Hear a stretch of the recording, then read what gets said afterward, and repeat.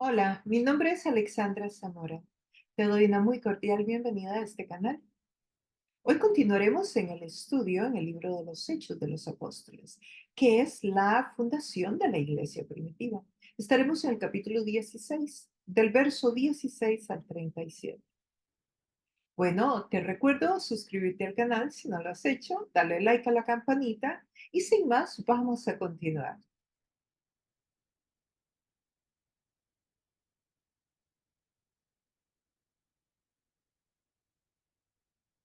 Hechos de los Apóstoles. Hoy continuando en el capítulo 16. Veremos de los versos 16 al 37. Los versos anteriores en este capítulo los vimos en la última vez que nos reunimos, así que ustedes lo pueden encontrar ahí en el canal si desean ver el capítulo, estudiar el capítulo completo. Es una historia más de este viaje de Pablo, como vamos a ver en unos minutos. Durante el periodo de los Hechos, las persecuciones contra los cristianos se originaban en las colonias judías, en las colonias hebreas, porque eran hebreos o judíos no creyentes contra los creyentes. Y así se originaban generalmente este tipo de persecuciones. Ahora vamos a encontrar en este capítulo que se genera una persecución de los gentiles, o sea, de los no judíos, para con los creyentes. Eso vamos a encontrarnos acá. Estaremos viendo esta historia, la mayoría de ella, en Filipos. Filipos, una ciudad que está entre las montañas de Asia y Europa, un paso muy importante en las montañas. Sin embargo, y veremos entonces en este capítulo también varios personajes importantes y varios temas importantes que nos van a ilustrar mucho en nuestro camino, que nos van a ayudar a nosotros a entender mucho mejor nuestro caminar, porque lo importante de estudiar la palabra de Dios no es solamente saber lo que sucedió en aquel momento, sino encontrar las aplicaciones prácticas a nuestro diario vivir. Y la Biblia es un libro práctico, aunque haya sido escrito hace miles de años. Y entonces hoy vamos a encontrar aplicaciones prácticas a nuestra vida, como lo hacemos siempre. Pablo, Silas, Lidia, la esclava que adivina, el dueño del negocio de brujería, un carcelero romano y los magistrados. Estos serán los personajes que encontramos en esta historia. Y los lugares geográficos en esta historia principalmente va a ser Filipos, de donde ustedes podrán leer sobre toda esta historia completa de lo que continúa después de este estudio de hechos en la carta a los filipenses escrita por Pablo. Pero este es el inicio de, de ese mover de Dios, del movimiento de la fe llegando a Filipos. Y luego, años después, Pablo escribirá la carta a los filipenses, ya le estará escribiendo a la iglesia que está fundando en este estudio y después de unos años. Eso es la carta a los filipenses. Entonces estamos viendo el fundamento, estamos viendo el nacimiento hoy de la iglesia de Filipos. Bueno, ustedes recordarán solamente como para que tengamos una idea, porque sé que son muchos lugares geográficos. Aquí está Jerusalén, lo podemos ver abajo, ¿verdad? Sabemos que este viaje Pablo lo hizo por acá, que se fue a Antioquía, donde estaba la segunda iglesia, que continuó por Derbe, continuó también por Iconio, por Listra. Miren la carta a Gálatas, es para esta otra región que la vamos a encontrar en algún momento. Listra, que fue donde lo apedrearon y casi lo matan. Aquí está Efesos, que no vamos a ir hoy, pero para que se vayan ubicando, esta es la carta a los Efesios. Y aquí continúa, él sigue para acá, pasa por Troas, esto ya lo vimos, todo esto es el segundo viaje misionero de Pablo. Llega a Neápolis y aquí está en Filipos, ¿ven? Este punto. ¿Okay? Luego verán ustedes el libro de Tesalónicas, primera y segunda de Tesalónicas, es esta otra ciudad donde funda otra iglesia, aquí está Atenas, donde también se funda una iglesia en Roma, y luego está en Corintios, que es la iglesia en las cartas a los romanos, es aquí. Y luego aquí está en Corintios, que es la primera y segunda de Corintios. Así que aquí están varias, en estas giras, en estos viajes, él iba fundando iglesias. Y ese era el propósito de los viajes, establecer iglesias. Hay algunas iglesias que se mencionan, algunas regiones, ciudades que se mencionan, como que en las cuales Pablo, el libro de los Hechos no nos narra. Algunos estudiosos creen que se perdió algún documento, porque no hay lugares que Pablo menciona que llegó, que pasó, y que no nos menciona el libro de Hechos la actividad que se llevó a cabo ahí. Y hay otras iglesias en el libro de Apocalipsis que también son mencionadas, como la iglesia de Filadelfia, y que ustedes cuando leen Apocalipsis dicen, bueno, estas iglesias no fueron mencionadas en el viaje misionero, en el segundo viaje. Bueno, así es que es interesante que no todos los puntos donde Pablo fundó iglesia no son narrados en detalle. Quería que vieran aquí a Filipo. Entonces, es este lugar. ¿Por qué quiero que le pongan atención? Porque ven que aquí es el paso entre Asia y Europa. Y eso tiene una trascendencia enorme en las estrategias paulinas. O sea, él va a esa ciudad que es un paso y toda persona que quería viajar de Europa a Asia tenía que pasar por él. Así que Pablo muy estratégico en los puntos como Corintio, por ejemplo, el puerto más grande de la época. Y ahí fundó otra iglesia. Roma, por ejemplo, que era otro punto importante dentro del Imperio Romano. Entonces, Pablo muy estratégico en la fundación de iglesias. Algunos temas principales. En este libro, desde luego, estamos en el segundo viaje misionero de Pablo, que está a punto de terminar. Hay una liberación de demonios muy interesante y porque no viene de parte de Jesús, porque vemos a Jesús que hizo varias liberaciones de demonios. Ahora aquí nos encontramos a un creyente, que es a Pablo. Evangelismo paulino, también podemos aprender algunas formas de cómo Pablo evangelizó y sacar algún provecho para nosotros poder llevar el evangelio a otras personas. Y bueno, funda una iglesia multicultural. Entonces, todo ese proceso de la fundación de una iglesia es interesante para todos los que servimos a Dios, pero también es interesante para toda persona que sea estudiante de la Biblia, ya sea estudiante informal o formal, porque nos ilumina mucho de cuáles son los fundamentos en una iglesia, de cuál es el propósito de Dios cuando funda una iglesia. Y comenzamos con este verso, que es el verso 16 en el capítulo 16. Una vez, cuando íbamos al lugar de oración, nos salió al encuentro una joven esclava que tenía un espíritu de adivinación. Con sus poderes ganaba mucho dinero para sus amos. Bueno, ¿hacia dónde iba? O sea, porque dice una vez cuando íbamos al lugar de oración, ¿cuál era el lugar de oración? ¿Y por qué no dice la sinagoga? Si Pablo siempre que llegaba a una nueva región, a una nueva ciudad, buscaba la sinagoga. Lo encontramos en todos los viajes misioneros. En cada ciudad él buscaba la sinagoga. Bueno, como lo dijimos en el estudio anterior, resulta que en Filipos no habían hombres judíos. Entonces, lo que el Espíritu guió a Pablo fue que lo guió a un grupo de mujeres que estaban en oración a la orilla de un río. Y es ahí donde Pablo y Silas conocen a Lidia. Y Lidia es una mujer emprendedora, una mujer empresaria que vende púrpura. Y la púrpura, Lidia era de Tiatira, una ciudad que era famosa por la producción de púrpura. La púrpura era la tinta con que se teñía la ropa de las personas de más alto nivel social. Entonces, una persona que vestía con una tela teñida de púrpura era alguien de un nivel muy alto, era un símbolo de estatus social alto. Y esta mujer, Lidia, vendía ese producto. Bueno, resulta que ella, Pablo, está hablándole y dice el texto, en el estudio anterior lo vimos, que el Espíritu Santo le abrió el corazón a Lidia y Lidia creyó. O sea, creyó en Jesucristo como el Señor de su vida. Y entonces Pablo y Silas son invitados a su casa y ellos se quedan en la casa. Bueno, resulta que aquí, por lo que vamos apreciando del texto, pues se quedaron un buen tiempo.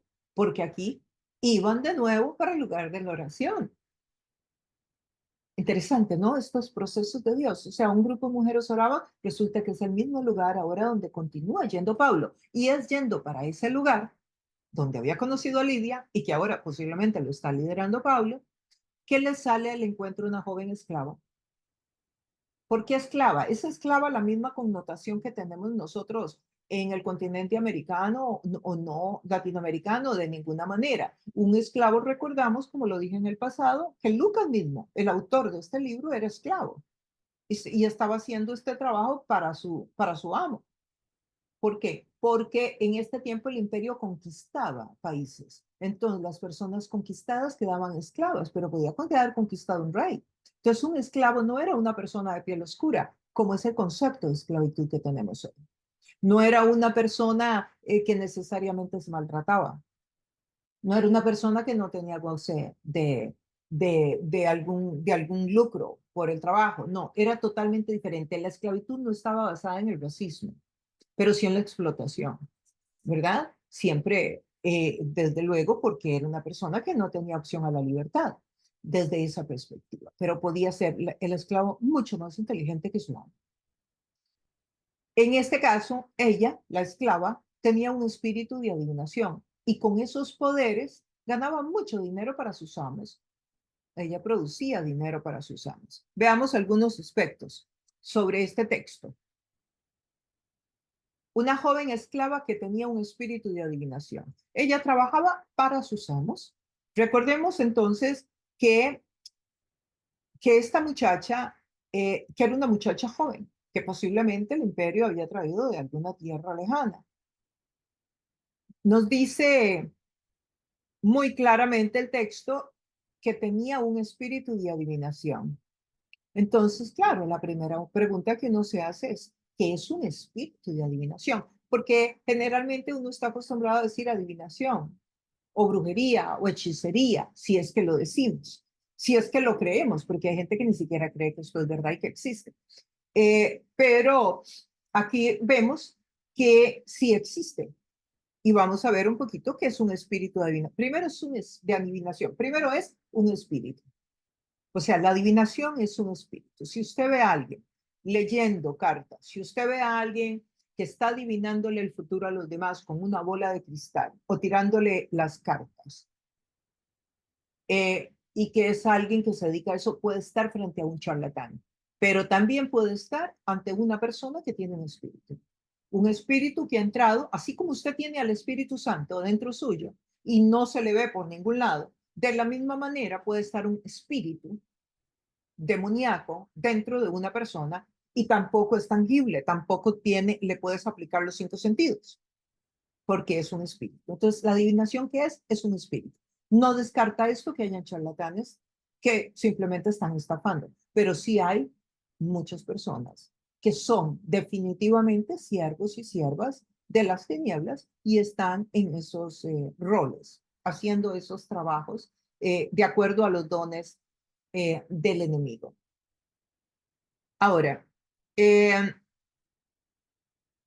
esto, el espíritu que está hablando acá, entonces tenemos que clarificar que no es una habilidad, sí, no es una destreza, no es que alguien tiene la capacidad de leer la mente o que es algo muy místico y que la persona se eleva mucho y que tiene una gran iluminación y que es un iluminado así tremendísimo y que por eso tiene la capacidad de ver el futuro o alguna de estas cosas. No, no es así. Es que la persona tiene un espíritu que le dice, que le habla, que le guía. Es literalmente, no es un don, no es una fuerza, no es un poder, no es una iluminación, no es alguien que vivió muchas vidas y ahora está en la 1500 vida, no. No es alguien que ya está entrando en nirvana, no, es un espíritu. Y no proviene del reino de Dios.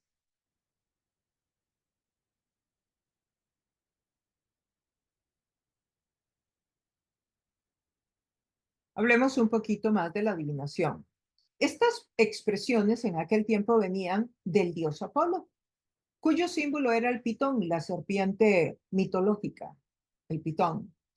Eh, era muy común en algunos templos. que hubiera hechicería, y porque el paganismo romano era muy impresionante y era muy variado. Entonces era muy común. Por ejemplo, en Corintios, que lo vimos ahora en el mapa, por ejemplo, habían muchachitos, jovencitos, en el templo, donde se supone que era el lugar espiritual, para que tuvieran sexo con los marinos que llegaban a puerto. Entonces, hay prácticas dentro del mundo del ocultismo y en estos lugares donde el paganismo era predominante, donde habían prácticas muy lejanas, muy distantes de lo que nosotros hoy conocemos y entendemos. Aunque hoy tienen otra forma, se vistan diferente, pero viene a ser muy parecido, ¿verdad? Yo veo, por ejemplo, a veces en Instagram o en TikTok, por ejemplo, muchas personas de este mundo ofreciendo sus servicios de adivinación. También lo veo en las calles cuando manejo, o sea, que hay oficinas ahí de este tipo de trabajos. Y claro, no voy a meterme en todas las expresiones del mundo ocultista, pero hay brujería, hay hechicería, hay agorero, hay adivinación, hay encantamiento, o sea, hay varias expresiones y son espíritus. Entonces, tal vez meditar en esto, ¿por qué? Porque lo dice la Biblia, ¿ven? Esto no es un cuento callejero, esto no es el folclore de la calle, esto no es una leyenda. Esto no es la jerga de los pueblos, esta es la Biblia. Y la Biblia dice que hay adivinación. Entonces, si la Biblia lo dice es porque es así. Y si la Biblia lo menciona, como vamos a ver que lo menciona, pues debemos de darle la importancia que merece. Por ejemplo, Deuteronomio 18, 10 y 12 dice, nadie entre los tuyos deberá sacrificar a su hija o a su hijo, a su hijo o a su hija en el fuego, ni practicar la adivinación. Esto es el Antiguo Testamento. Esto dice, Pablo está viendo esta experiencia y ya estamos en el Nuevo Testamento, pero lo que yo estoy leyendo en este momento para usted es el Antiguo.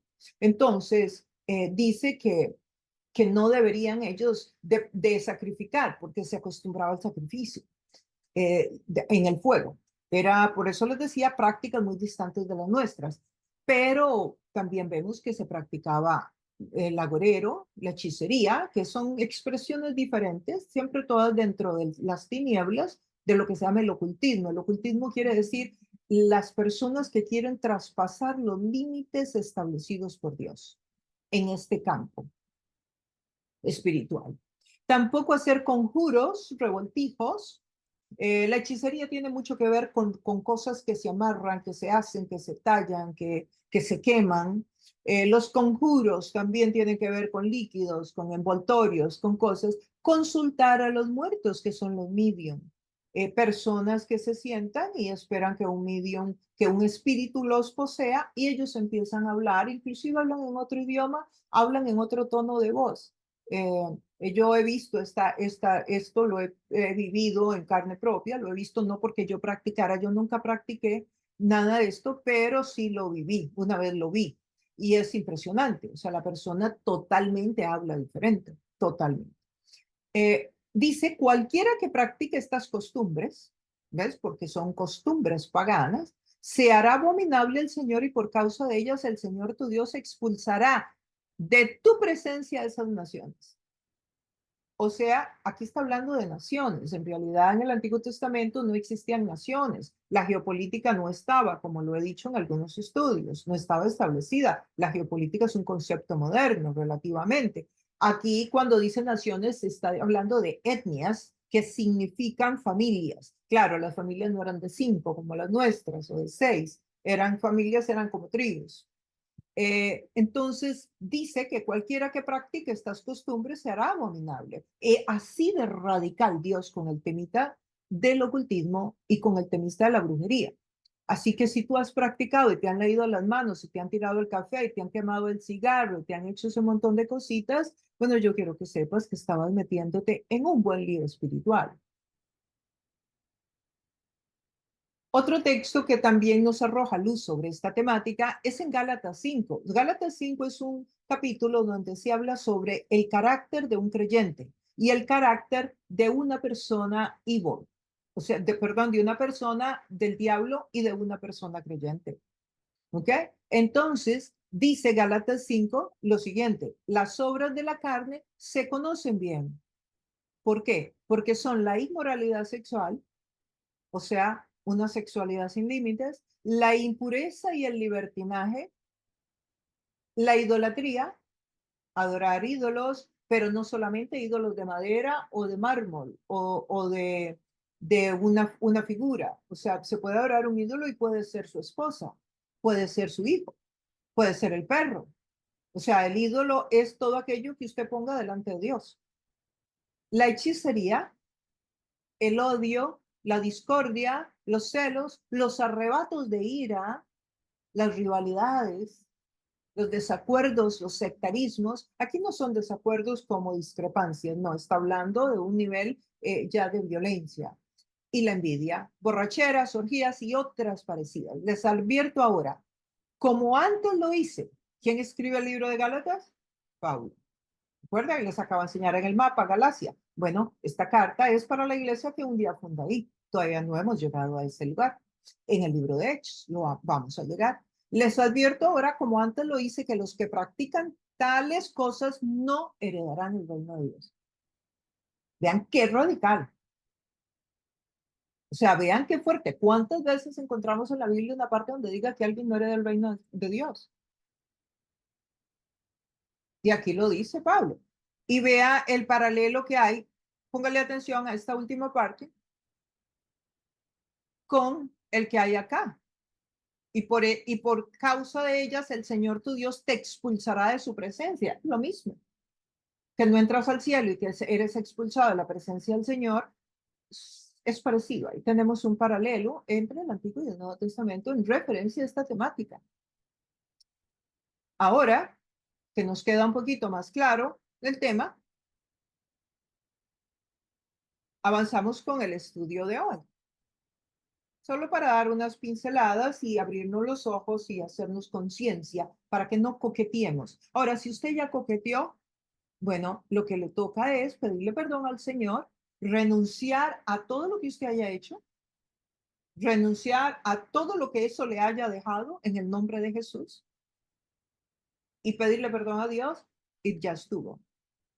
Eso es suficiente. Ahora, si usted no solo coqueteó, sino que se casó con eso, vivió muchos años en esos juegos y en eso, posiblemente va a tener un poco más de lucha. Cuando usted se mete con Dios, usted va a tener sueños horribles de noche, usted va a sentir presencias, usted va a tener una lucha un poco más intensa. Dependiendo de cuán casada o casado estuvo, así será la lucha que tenga para salir de ahí. No voy a quedarme en el tema, es un tema que lo manejo bien porque he trabajado mucho en esta área con diferentes personas, pero no es el tema de hoy. Con sus poderes ganaba mucho dinero para sus amos, o sea, había dinero de por medio. Era un negocio lucrativo. O sea, bien claro nos dice Lucas, mucho dinero. No es que ganaba dinero, mucho. ¿Cuánta gente, interesante esto, ¿no? ¿Cuánta gente cree que se va a ir al cielo? ¿Cuánta gente cree que se va a ir al infierno? ¿Verdad? Eso lo menciono por lo que decían ahí los textos, que alguien que practica esas cosas no hereda el reino. Y sin embargo, pero nosotros nos encontramos mucha gente que cree que puede hacer todo eso, que igual va para el cielo. Usted le pregunta a mucha gente, mire, a un 99% de la gente que cree que a dónde cree que va a ir cuando muera, y te dicen que al cielo. Y ni siquiera tienen idea de que hay algunos aspectos que si usted practica ciertas cosas, usted no va al cielo. Period. Así sencillito. ¿Por qué la gente cree que todos los caminos llevan a Dios? ¿Por qué será eso? O sea, la gente cree que no importa la espiritualidad que usted tome, siempre y cuando esa espiritualidad te va a llevar al reino de los cielos, te va a llevar al cielo. Cualquier camino que usted coja. Pero eso no es lo que dice la Biblia, y como lo leímos en los textos anteriores, no es así. ¿Y quién tiene razón? La tradición popular y lo que se dice por ahí, que todo el mundo lo sigue repitiendo y cree que es la verdad porque todo el mundo lo dice, o lo que dice la palabra de Dios. Hay que poner atención a estas cosas. ¿Y por qué? Si la gente cree que todos los caminos llevan a Dios, ¿Quién es el responsable de que la gente sepa la verdad y conozca la verdad? Bueno, tuya y mía. Es nuestra responsabilidad que la gente conozca que no todos los caminos llevan a Dios, que no todas las espiritualidades son de Dios y que no todos los poderes que hay en el mundo son de Dios, aunque te estén adivinando de verdad, aunque te estén diciendo el futuro y sea verdad lo que te dijeron. El verso 17 dice, nos seguía a Pablo y a nosotros. ¿Quiénes son nosotros? Lucas, ¿verdad? Lucas está contando la historia y él es parte ahora de la historia. Recuerden que esto lo vimos en el capítulo 16, al inicio. No, que Lucas se involucra como parte del equipo. Anteriormente contaba la historia desde afuera. Ellos, ahora dice nosotros. Nos seguía a Pablo y a nosotros gritando, estos hombres son siervos del Dios Altísimo y les anuncian el camino de salvación. Sí, eso era lo que hacía la muchacha. Y alguien dirá, bueno, no está mal, está diciendo la verdad. Bueno, resulta que nos seguía y dice, y estos hombres son siervos del Dios Altísimo y les anuncian el camino. Esta palabra aquí, el camino, no es el camino, es otro camino de salvación. Es en realidad lo que está diciendo. El diablo está interesado en que la gente considere el evangelio como un camino entre muchos otros, lo que hablaba anteriormente, que todos los caminos de la espiritualidad son buenos porque son espirituales. Eh, Satanás quería mezclar la pureza del evangelio con la sociedad, con las suciedades del paganismo y con los operativos demoníacos, o sea, que fuera una muchacha la que estaba proclamando el evangelio. ¿Qué les parece? Interesante el enemigo, ¿verdad? Lo mismo sigue sucediendo hoy. ¿Cuánta gente cree que cualquier camino le lleva al cielo, siempre que sea una espiritualidad? Porque el enemigo está muy interesado en que la gente crea que cualquier camino le lleva al cielo.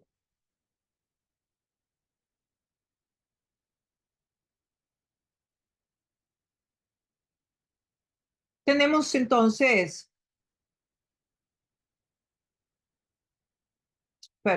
tenemos entonces que el 18 dice, así continuó durante muchos días. Por fin Pablo se molestó tanto que se volvió y reprendió al espíritu. O sea, como que Pablo la dejó, como que no nos dice el texto por qué la dejó, ni por qué aquí ya se molestó. Parece que fue porque se molestó de verdad, ¿no? Y le dijo, en el nombre de Jesucristo te ordeno que salgas de ella. Y en aquel mismo momento el espíritu la dejó. O sea, no fue que hubo que esperar un rato, ni que Pablo fue y se preparó con un ayuno y se preparó con un poco de oración y dijo, mire, quédese aquí, yo voy a ir a prepararme, voy a ir a orar y ayunar porque es que yo no estoy listo, ¿eh? Para esto. Esto está como muy grande. Entonces, mejor usted quédese aquí o le dijo a Lucas, ¿sabe qué, Lucas? Vengamos mañana en ayuno y oración. No, nada de eso pasó. Aclaro eso porque mucha gente cree que cuando uno libera a alguien de demonios, tiene que haberse preparado de manera especial. Yo creo que los cristianos debemos de estar preparados siempre para cualquier batalla. O sea, si usted vive en orden con Dios, si usted ora todo el tiempo, si usted reflexiona en la palabra, que son las disciplinas espirituales que Dios manda diarias, son solo tres: leer la palabra, orar y caminar en obediencia. Esto no es tan complicado. Bueno, según lo que sea obediencia para usted, ¿verdad? Porque ahora cada cual tiene su área diferente. Pero lo que quiero que vean es que los creyentes debemos estar preparados para cualquier batalla espiritual que nos encontremos en el camino. Y más si nos llamamos siervos de Dios. El texto entonces no nos dice que Pablo se metió en ayuno ni mucho menos. Y lo hizo en el nombre de Jesús. ¿O lo hizo en algún otro nombre? No, Pablo no lo hizo en ningún otro nombre, ¿verdad? No lo hizo, por ejemplo, vamos a ver si lo anoté, no lo hizo en su poder, no lo hizo con base en su positivismo, soy positivo y esto va a suceder, no lo hizo con su fuerza mental, tampoco, no solamente, no se concentró, no lo hizo con su energía, ni con sus vibes, ni con sus vibraciones así súper energéticas, tampoco. Y no lo hizo con argumentos teológicos. No fue que se paró y le dio un speech y un sermón aquí a la muchacha de teología profundísima, no para nada, tampoco. Y no era porque Pablo era muy bueno y dijo, bueno, como yo soy muy bueno y yo he ido al cielo un par de veces y tengo esta experiencia y esta relación con Dios, el demonio tiene que hacer lo que yo digo. No, lo que Pablo usó fue el nombre de Jesús, el nombre de Jesús. Eso es algo maravilloso. Solo el nombre de Jesús. Qué hermoso, ¿verdad? Y en aquel mismo momento te ordeno que salgas de ella en el nombre de qué? De Jesucristo. Eso fue todo. Eso es lo que se llama autoridad espiritual. Cuando usted sabe quién es usted en Cristo, cuando usted entiende que usted, cuando creyó en Jesús, usted entró en Jesús y automáticamente usted tiene la autoridad que tiene Jesús y usted ora en el nombre de Jesús, porque es Jesús el que salva, es Jesús el que libera, es Jesús el que restaura, es Jesús el que transforma vidas, es Jesús el que se merece la gloria, es Jesús la llave para entrar al cielo, es Jesús. Todo está en Jesús. Por eso el enemigo quiere que quitemos del camino a Jesús y quiere que la gente crea en Dios, pero no en Jesús. Y quien no cree en Jesús no va a Dios. Para ir al Padre hay que creer en Jesús. Jesús es el camino, la verdad y la vida y nadie va al Padre si no es a través de Jesús. Pero las religiones del mundo y el esoterismo y la nueva era y todos estos conceptos te dicen, si usted cree en Dios, es todo. Usted solo tiene que creer en Dios. No es así. No es así. Usted tiene que creer en Jesús. Y aquí Pablo lo deja bien claro, en el nombre de Jesucristo, no en el mío, no en mi poder, no en mi fuerza mental, te ordeno que salgan de ella. Y en aquel instante el Espíritu salió. La diferencia entre cómo hizo Jesús estos actos y cómo los hace Pablo, Jesús los hizo con su propia autoridad. Pablo los hace en el nombre de Jesús. Esa es la diferencia. Uno lo hace Jesús con su propia autoridad. Él no tenía que decir en el nombre de Jesús. Él decía, sal de ella. Y salía. Pablo dice en el nombre de Jesús. Si Pablo dice en el nombre de Jesús, ¿cuánto más tú y yo tenemos que reconocer a Jesús en, en las oraciones, en las sanidades, en lo que pidamos al Padre? Cuando los amos de la joven se dieron cuenta de que se les había esfumado la esperanza de ganar dinero, echaron mano a Pablo y a Silas y los arrastraron a la plaza ante las autoridades. Vean esto, qué barbaridad. ¿Mm? Claro, en cuanto vieron que le salió el demonio a la muchacha, también se le salió el billete a ellos de la billetera, literalmente. Y aquí vemos entonces cómo hay una reacción por la avaricia. O sea, no importa que la muchacha esté poseída, siempre y cuando me provea económicamente, y sea un buen negocio, pues qué importa lo que tenga que hacer. Un poco así, casi como el tráfico sexual, ¿verdad? O sea, tenemos a esa niña ahí prostituyéndose y qué importa lo que pase con la niña, lo importante es que nos provea dinero. ¿Cuántas veces en la vida sacrificamos a un ser humano por lucro económico? ¿Y cómo verá Dios eso, no? Bueno, yo sí lo sé y supongo que usted también, porque la Biblia habla muchísimo de la explotación al trabajador. Pero bueno, el cuento es que se los llevan a la plaza, al centro de la ciudad, ante las autoridades. Y el verso 20 dice que los presentaron ante los magistrados y dijeron, estos hombres son judíos y están alborotando nuestra ciudad. Vean qué argumento, vean qué mentira, vean qué elaborado. O sea, y vean varias cosas, detallemos varias cosas. Primero dice que son judíos. O sea, ahí podemos apreciar desde ya el antisemitismo. El mismo antisemitismo que vemos hoy en las calles de Nueva York, en las calles de Francia, en las calles de Europa, en las universidades de Estados Unidos, ese mismo antisemitismo ya estaba en el primer siglo. Interesante, ¿no les parece? O sea, es una persecución que inició. Y inició tiempo atrás, de hecho, porque si usted estudia la historia del pueblo de Israel en el Antiguo Testamento, también se lo va a encontrar. Esto es un tema espiritual, esta es una guerra espiritual entre el pueblo de Dios y el mundo de las tinieblas. Ahora, ¿significa que los judíos todos son buenos, perfectos, que no se equivocan, que todos lo están manejando a la maravilla? No, no, de ninguna manera. Igual que todo el mundo, los judíos necesitan a Jesús para entrar al cielo. No, solamente estoy diciendo que hay una historia y que esa historia se debe leer y se debe de tener en consideración. Y aquí vemos entonces el antisemitismo y además encontramos a una ciudad que está siendo alborotada, dicen ellos, pero la ciudad no está siendo alborotada, no estaba haciendo nada de alboroto, ellos solo sacaron al demonio. Ninguna parte dice que había alboroto. Y vemos que la razón o el móvil es dinero. Eso es lo que nos encontramos. Las discusiones y las disputas representaban una amenaza. Las discusiones públicas en el Imperio Romano eran una amenaza para el imperio, porque recuerden que el imperio había conquistado muchas tierras, muchos países, muchas naciones. Entonces, para ellos era muy sensible el tema de que se les hiciera un alboroto. Entonces, estos hombres romanos sabían eso, ¿ves? Entonces llegaron y le presentan a los magistrados encargados del orden que estas personas están trayendo desorden público. Esa es la idea.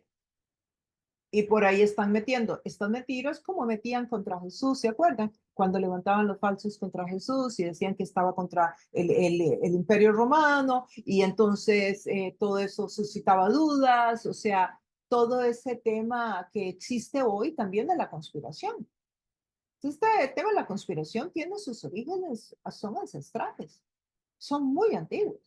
Cambia la forma, claro, y hoy se usa el espacio cibernético, en aquella época pues eran los gritos nada más, pero bueno, hoy también se siguen usando los gritos, pero lo que me refiero es que se usan diferentes modalidades, pero los conceptos por sí mismos están en el campo de la batalla hace muchos años.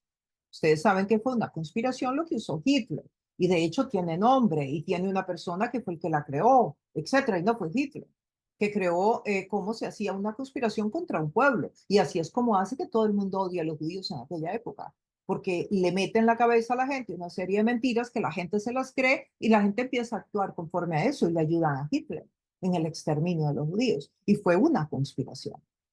Entonces, cuando usted repite una mentira muchas veces, eso hace que la gente la llegue a creer.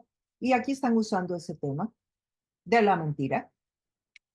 Yo lo he visto esto muchas veces en las ligas donde me muevo y aún dentro de la iglesia.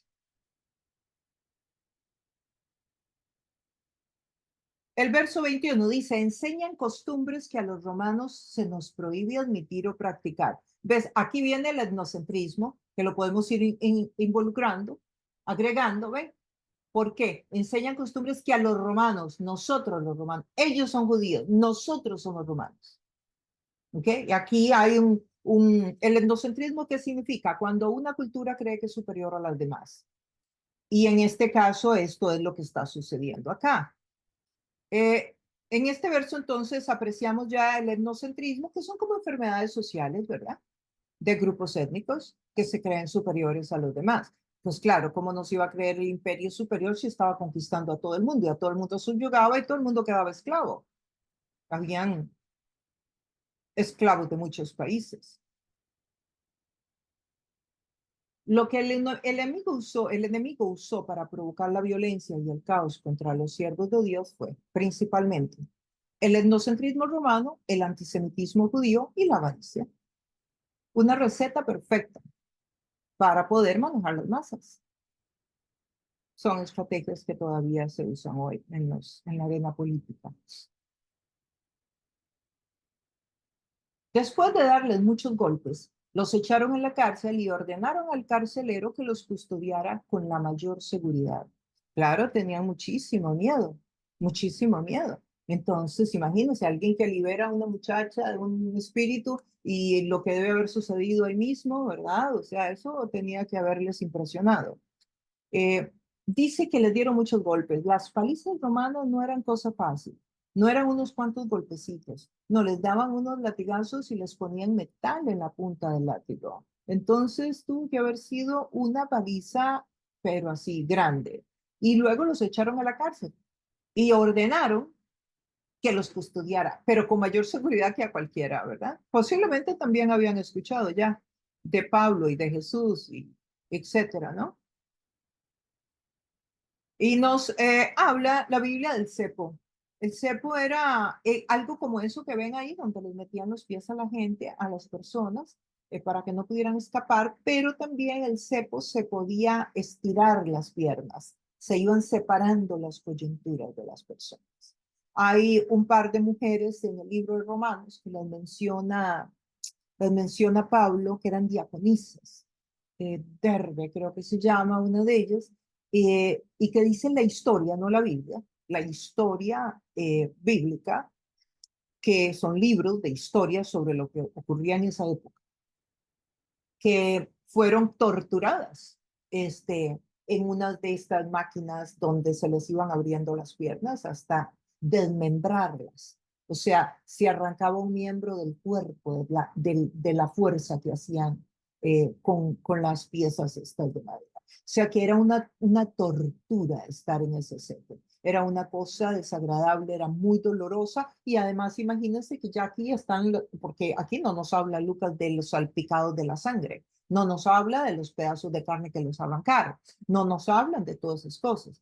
Pero cuando usted estudia cómo eran los latigazos, a qué se refería el latigazo, y usted se va a la historia y a otros libros que iluminan para poder entender estas situaciones que pasaron o las situaciones políticas, etcétera, usted se entera de que la tortura, y como estaba Pablo y Silas, estaban desbaratados y estaban ahí en ese lugar. Ahora, ¿cómo enfrentaron? ¿Cómo enfrentaron Pablo y Silas ese momento de sufrimiento, de dolor, de temor? Porque al fin y al cabo eran humanos, ¿verdad? Nunca dejaron de serlo, como tú y como yo. A eso de la medianoche, Pablo y Silas se pusieron a orar y a cantar himnos a Dios, y los presos los escuchaban. Póngase usted a pensar un minuto. Unos presos en esa condición, cuerpos desbaratados, desnudos, les habían arrancado la ropa, dice el texto, y ahora vienen estos hombres y los meten en el cepo y ellos a medianoche cantan, oran y cantan. ¿Cómo enfrentaron entonces el momento de la prueba? ¿Cómo enfrentaron el sufrimiento? ¿Cómo enfrentaron el dolor? Orando y cantando. ¿Qué sabían Pablo y Silas sobre cómo enfrentar la prueba? ¿Qué sabían que sucedía? ¿Por qué en lugar de quejarse, decirle a Dios, pero cómo se te ocurre, no que te estoy sirviendo? A ver, ahora que estoy caminando contigo, mire, y se le pierde a usted un papelito, no encuentra la cartera y ya usted empieza a pensar que cómo es posible que Jesús no la ayude o no lo ayude si usted está caminando con él. ¿Ah? No le salen las cosas como usted se imaginó y ya usted está viendo a ver si se pelea con Dios. Bueno, aquí Pablo y Silas no solamente no se pelearon con Dios, sino que lo adoraron. Oraron y lo adoraron en la prueba, en la dificultad, en el dolor, en la amargura, en la traición, en la injusticia, porque es que todavía cuando uno ha hecho algo y le va mal, pues uno dice, yo lo hice mal, pero es que ellos no habían hecho nada y los están calumniando. Y la gente está creyendo. O sea, aquí no se hace justicia, que muchas veces no se hace justicia, por cierto. Y dice que ellos empezaron a cantar y los otros presos les escucharon. Aprendamos entonces, ¿qué hacemos en el sufrimiento? ¿Qué hacemos en la prueba? ¿Reclamar? ¿Alejarnos de Dios? ¿No orar más? ¿O adorar y cantar? Decidamos hoy, no el día que estemos en la prueba, porque ese día no vas a poder decidir, lo tienes que decidir hoy. ¿Qué vas a hacer el día que venga ese momento? El día que te digan que tienes una enfermedad, el día que te digan que un ser querido tuyo va a partir, el día que te digan que una persona que amas tuvo un accidente, el día que te digan que te robaron el teléfono, el día que te digan que tu novio te traicionó, tu novia te traicionó. Ese día, ¿qué vas a hacer? Decídelo hoy. Y cuando adoraban y oraban, de repente se produjo un terremoto tan fuerte que la cárcel se estremeció hasta sus cimientos. ¿Qué sabía Pablo y Silas que tú y yo no sabíamos? Que en la adoración y en la oración suceden cosas y la mano invisible de Dios entra, irrumpe en el plano natural para hacer cosas sobrenaturales, como Dios lo va a hacer en la tuya. Si estás pasando una calamidad, si estás pasando angustia, si estás pasando un momento difícil de confusión, Si estás pasando una lucha interna o espiritual o económica, adorar y orar a Dios para que entonces se produzca un terremoto que estremezca todo lo que te rodea. Y dice, y al instante se abrieron todas las puertas de la cárcel y a los presos se les soltaron las cadenas. Se les soltaron las cadenas. O sea, ahí todo el mundo quedó libre. ¿Mm? O sea, no fue que tembló nada más. Porque en la región, vean qué interesante, esto me llama la atención, que en esa región habían sismos. Qué interesante, ¿verdad? Como Dios es algo que ya sucede en el lugar. Y muy parecido a cómo son las 10 plagas de Egipto, que habían situaciones que se daban cada cierto tiempo y Dios las usó, pero como plaga. En este caso, es una región sísmica. Al instante se abrieron todas las puertas, pero un terremoto no hace que se suelten las cadenas, ¿verdad? Como para que no tuviera duda de que venía de él. ¿Y qué más sucede entonces?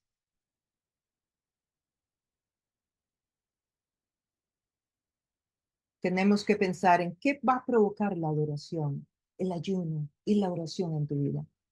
¿Qué va a provocar?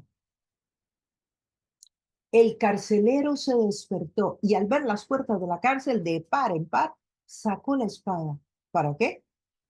Y estuvo a punto de matarse, para matarse. ¿Por qué se va a matar el carcelero? Porque de acuerdo a la ley romana, si él dejaba escapar un preso, le tocaba el mismo estilo de muerte que le iba a tocar al preso. Y él sabía que la espada era más dulce que la muerte en manos de los romanos, sus compañeros y coterráneos. ¿Y por qué se iba a matar? Porque pensaba que los presos se habían escapado. Pues sí, claro, si están las puertas abiertas. ¿Qué preso se va a quedar adentro? Pero Pablo lo vio donde se iba a matar y le gritó, no te hagan ningún daño, todos estamos aquí. Pablo le salvó la vida. Pablo no se fue. Pablo no salió de ahí. Eso ha sido como una campaña evangelística, porque hay todos los presos, ante tanta evidencia del poder de Dios, seguro ahí todo el mundo quedó de rodillas. Y además él salva al carcelero. Protegió al carcelero de quitarse la vida y decidió quedarse para que no se matara. El carcelero pidió luz, entró precipitadamente, seguro a los calabozos donde estaban, y se echó temblando a los pies de Pablo. Un carcelero romano, ¿no? Que eran grandísimos, fuertísimos, se echó temblando a los pies de Pablo y de Silas. Y luego los sacó y le preguntó, oigan, por favor, pongan atención a esta pregunta. Señores, ¿qué tengo que hacer para ser salvo? O sea, la presencia de Dios fue suficiente a través de ese sismo y de lo que aconteció entre las puertas, pero sobre todo que Pablo no saliera, que se quedara en la cárcel y prefiriera salvarle la vida que irse huyendo. Ese testimonio, todo eso junto hace que este hombre se vuelva y le diga, ¿qué tengo que hacer para ser salvo? Esto es una conversión, es una persona que a quien el Espíritu Santo le acaba de abrir el corazón. Claro, el Espíritu Santo crea oportunidades y Pablo no pierde una. Pablo no pierde una, ni estando en la cárcel. Lo vamos a ver en un segundo. El Espíritu Santo usa los momentos de angustia del ser humano. Por eso si tu amigo, tu amiga, tu madre, tu tía, tu abuela, tu tatarabuela, tu vecino, tu compañero de equipo, tu compañero de trabajo está pasando por un momento difícil, ofrécele oración. Primero porque lo amas, porque es importante para ti, porque la oración va a hacer milagros en su vida. Y segundo, porque Dios usa los momentos difíciles también. Mire, a los que amamos a Dios, a los que Dios nos quiere traer a su regazo y a su camino, hasta los problemas el Señor los usa para bendición de nuestra vida. Pero tú, como creyente que llevas la luz a otros, también debes de estar alerta para ver cuando el Espíritu Santo te está dando oportunidades y aprovecharlas. Hasta los problemas nos hacen correr a Dios. Tengo amigos que dicen que hasta el diablo le sirve a Dios, porque cuando alguien está siendo atacado por Satanás, la gente corre a Dios a buscarlo para que lo salve. Ya sea con una enfermedad, cuando el enemigo persigue a alguien con una enfermedad, con una ruina, con una traición, con quebrar en una relación, con un divorcio, etcétera, la gente busca a Dios. Entonces tengo un amigo que dice que Satanás le sirve a Dios para el evangelismo. El Espíritu Santo abrió el corazón del carcelero romano. Esa es la obra del Espíritu Santo. Por eso cuando tú hables de Cristo y evangelices, debes de confiar en que el Espíritu Santo ya llegó ahí primero que tú. Y tus palabras no serán lo primero que va a suceder en esa vida. Lo que tienes que tener es la valentía para exponerte a ser rechazado o rechazada y aprovechar las oportunidades que el Espíritu Santo crea alrededor de tu vida. Como evangelista, Pablo evangeliza al carcelero romano en 30 segundos. ¿Cómo lo evangeliza? En 30 segundos. Mira lo que le contesta. En el verso 31, cree en el Señor Jesús. Así tú y tu familia serán salvos. Eso le contestaron Pablo y Silas. ¿Cómo puedo ser salvo? Pablo y Silas le contestan. Cree en el Señor Jesús. Entonces, si tú me dices a mí que vas por la carretera y ves un accidente y no hay nadie y tú te bajas y la persona se va a morir, se está muriendo, ya tú sabes que se está muriendo. ¿Cuánto tiempo necesitas para presentarle el Evangelio? 30 segundos. Cree en el Señor Jesús y esa persona va al cielo. Ahora, si tienes a una persona que va a quedarse en la tierra y va a tener que aprender a lidiar con las tentaciones, con el esto, con el otro, con el aquí, con el allá, bueno, entonces después de ahí le puedes seguir dando una enseñanza del Evangelio de Juan o de uno de los textos que hablan de la salvación. Pero el Evangelio sí que se puede predicar en 30 segundos. Y aquí tenemos el ejemplo de este titán de la fe, que es Pablo. Él vio el poder de Dios. Definitivamente, y Pablo entendió perfectamente que Dios le estaba abriendo las puertas. Luego expusieron la palabra del Señor a él y a todos los demás que estaban en su casa. Este verso lo quiero usar para clarificar que en el verso anterior dice, cree en el Señor Jesús y serás salvo tú y tu casa. Eso no significa que la salvación es colectiva. O sea, que porque se salve un miembro de la familia, toda la familia es salva. No, la salvación es individual. Cada persona debe creer en Jesús. Y aquí el 32 no lo explica. Luego expusieron la palabra. Expusieron quiere decir enseñaron. Esto que yo estoy haciendo acá. Luego expusieron la palabra del Señor a él y a todos los demás que estaban en su casa. O sea, entonces fueron salvos, claro, porque entendieron. Y posiblemente yo imagino que los presos también, porque haber muchos presos que eran salvos en ese momento. A esas horas de la noche el carcelero los llevó y les lavó las heridas. Enseguida fueron bautizados. ¿Quién? El carcelero. ¿Y quién? Y toda su familia. O sea, el hombre cree y a mí mismo esa misma noche se bautiza. ¿Necesita una persona ser bautizada para entrar al cielo? No. No, no dice eso la Biblia. El criminal al lado de Jesús en la cruz, Jesús le dijo, y estarás conmigo en el reino de los cielos, y no tuvo chance de bautizarse. No hay base bíblica para decir que necesitas el bautismo para entrar al cielo. Pero sí hay base bíblica para decirte que si tú no te bautizas y has tenido oportunidad, estás mal con Dios. Y mucha base bíblica, porque en todo lado vemos que el bautismo es parte de el creer en Jesucristo. Es un mandamiento, el bautismo no es un consejo, no es una opción. El bautismo en agua es un mandato de parte de Dios. Y si usted me dice, bueno, es que a mí de bebé me bautizaron, ¿y qué sabía usted de conversión? ¿Y qué sabía usted de fe? ¿Y qué sabía usted de creer en Jesús en ese momento? Usted no encuentra bebés siendo bautizados en la Biblia. Todos eran adultos, pensantes, que habían ya tomado la decisión de fe. Y bueno, y dice toda su familia. Verso 34. El carcelero los llevó a su casa, les sirvió comida y se alegró mucho junto con toda su familia por haber creído en Dios. O sea, hizo una fiesta aquel hombre esa noche. Vamos a ver cómo le va a él con los romanos. Al amanecer, los magistrados mandaron a unos guardias al carcelero con esta orden. Claro, ahí no nos sabemos todo lo que pasó, el tiki-taka, el chisme, el vaya y viene y cómo se enteraron los magistrados. Pero dice, suelta a esos hombres, o sea, que se vayan. O sea, todo el mundo asustadísimo. Terremoto, liberación de demonios, o sea, que se vayan. El 36 dice, y el carcelero entonces informó a Pablo, los magistrados han ordenado que los suelten, así que pueden irse, vayan en paz. Pero vean a Pablo lo que le contesta. Pero Pablo respondió a los guardias, ¿cómo? ¿Cómo? ¿Really? A nosotros, que somos ciudadanos romanos, que nos han azotado, nos han maltratado públicamente y sin un proceso legal de acuerdo a la ley romana, que somos ciudadanos los dos romanos y nos han echado en la cárcel. A nosotros, ahora quieren dejarme ir como que no hicieron nada. Ahora quieren expulsarnos a escondidas. Nada de eso, dice Pablo.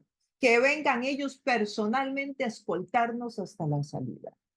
Esta parte me encanta, porque veo la humanidad de Pablo. Yo me imagino, por lo que yo leo del 34 al 35, me imagino, especulo, aclaro, no lo dice la Biblia, y yo no estoy diciendo que dice eso la Biblia. Yo especulo que de alguna forma Pablo se encargó de que los magistrados supieran que Pablo era ciudadano romano. Y que eso es lo que se dieron cuenta cuando le mandan a decir que suelta a esos hombres. Porque como que de un momento los magistrados se dan cuenta que Pablo está comiendo con el carcelero y nada más lo manda a soltar. No, ahí tuvo que haber algo que sucedió. Y Pablo posiblemente y muy astutamente, que la Biblia dice que debemos ser astutos, eh, hizo lo necesario para que se enterara que él era ciudadano romano. O sea que todo lo que le hicieron era ilegal. Y en ese asunto la ley romana era muy estricta. Y Pablo era ciudadano romano. Y por lo que parece, habían otros, porque nos han azotado. Nosotros somos ciudadanos romanos, no solo él, ¿Mm? Sino que hay otros. Recuerden que posiblemente aquí podría estar Timoteo. Recuerden que lo había conocido allá en Listra. Y que dice el texto que se lo llevó con él. Y recuerden que Timoteo era de madre judía y de padre griego. Entonces Pablo aquí está, pero muerto de risa. ¿Cómo que a mí me van a dejar ir así escondiditas antes de que salga el sol y ya estuvo, aquí no hicieron nada? No, no, no, no, no, no, no, no, no, dice Paulito, la cosa no es así. La cosa no es así. Vamos a ver qué sigue entonces. Yo creo que también Pablo quería dejar un precedente en la comunidad, porque acuérdense que Pablo estaba fundando una iglesia y quería dejar un precedente, o sea, de que no le persiguieran la gente, los creyentes que había dejado, ¿verdad?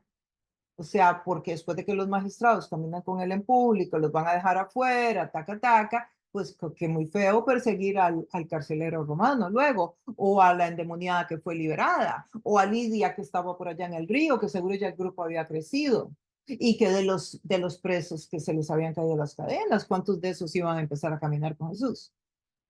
¿Verdad?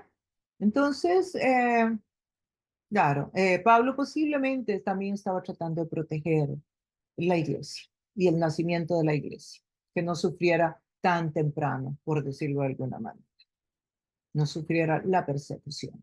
El verso 38 dice, los guardias comunicaron la respuesta a los magistrados, entonces se asustaron cuando oyeron que Pablo y Silas eran ciudadanos romanos. Ahora dice que se enteran. Así que fueron a presentarle sus disculpas. Mire usted, Pablo conocía a su gente, ¿no? Tenía su inteligencia, pero también su astucia. Los escoltaron desde la cárcel, pidiéndoles que se fueran de la ciudad. O sea, ustedes váyanse calladitos, no molesten, no hagan bulla, no nos evidencien. Claro, porque Pablo podía apelar a las autoridades superiores porque lo habían tratado como si no fuera romano. Al salir de la cárcel, Pablo y Silas se dirigieron a la casa de Lidia. ¿Recuerdan Lidia? La vimos en el estudio anterior.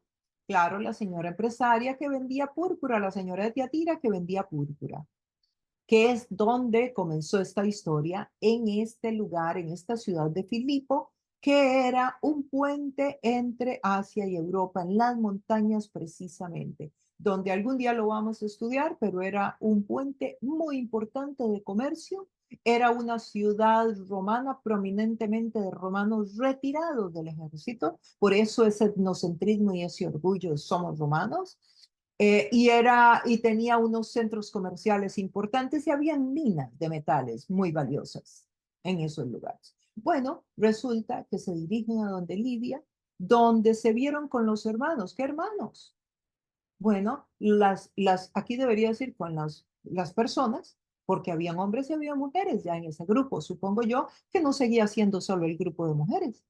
Ya aquí tenía que haber aumentado el grupo. Y los animaron y después se fueron. Este es el avance de esta historia tan interesante.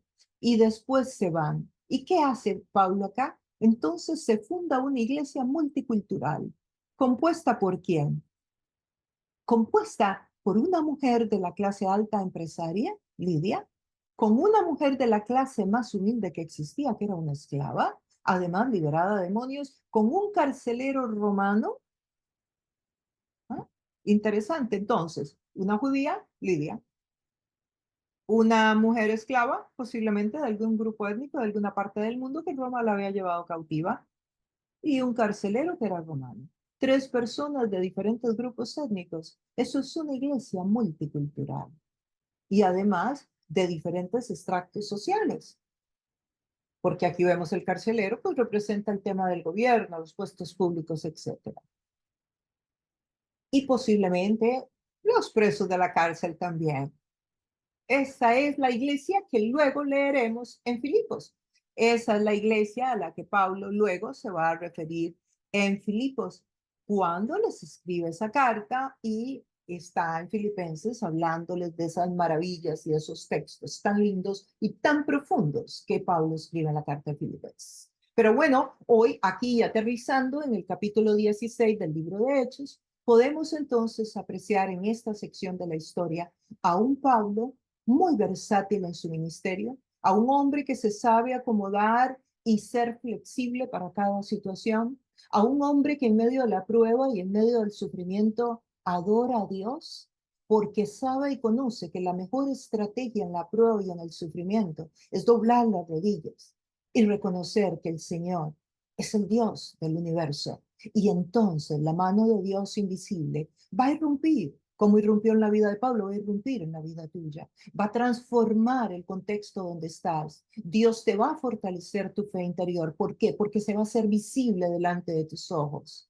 Y también vemos en esta historia un Dios todopoderoso liberando a un ser humano de los demonios.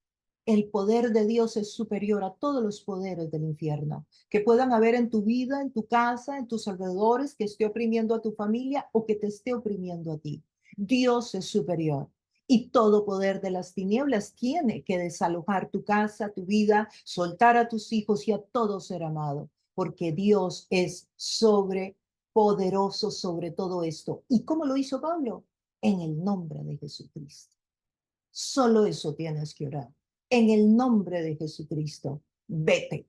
Y se va a tener que ir. Y si tú crees, eso es lo que va a suceder. Que nuestro buen Dios te siga acompañando, te siga ayudando y que la palabra de Dios cale profundamente en tu vida hasta que penetre los tuétanos de tus huesos y traiga mucha vida en abundancia. Nos da mucho gusto que nos hayas acompañado. Esperamos que este estudio te haya provisto de herramientas prácticas para tu peregrinaje, que te sirvan en tu caminar, en tus momentos difíciles, pero también en tus buenos momentos. Que el Espíritu Santo te traiga en memoria esta palabra cuando la necesites. Bueno, sin más, me despido por ahora. Te recuerdo suscribirte al canal, darle un like a la campanita y nos vemos en el próximo estudio.